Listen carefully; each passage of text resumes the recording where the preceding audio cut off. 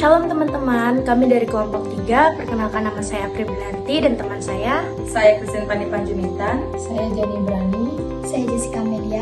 Saya Nadine Saskia Pertiwi.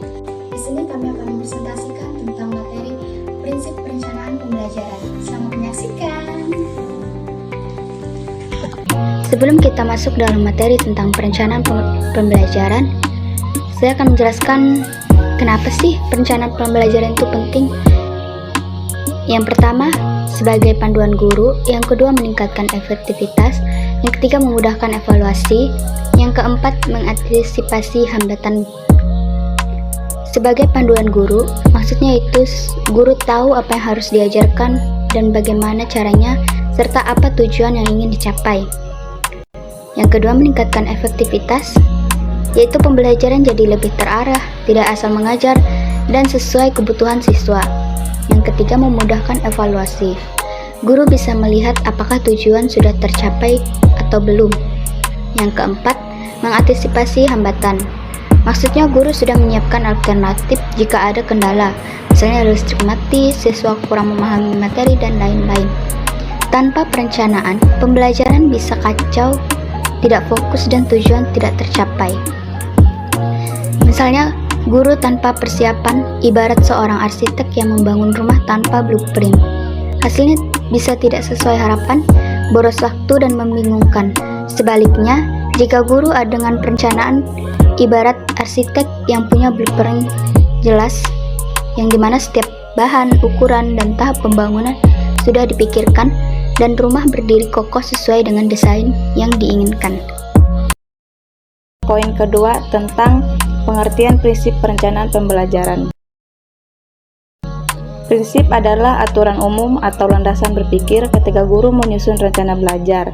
Bedanya dengan komponen, komponen adalah isi atau tujuan, materi, metode, evaluasi. Sedangkan prinsip adalah cara dan filosofi bagaimana rencana itu disusun supaya efektif. Urgensi prinsip dalam menyusun RPP atau modul ajar. Prinsip membantu RPP agar lebih bermakna, berpusat pada siswa, memotivasi, fleksibel, dan relevan. Contohnya, guru menggunakan psikologi positif dengan memberi apresiasi kecil atau memanfaatkan teknologi seperti kuis online agar lebih interaktif. Poin keempat yaitu 8 prinsip utama perencanaan pembelajaran. Poin yang pertama, berorientasi pada tujuan pembelajaran.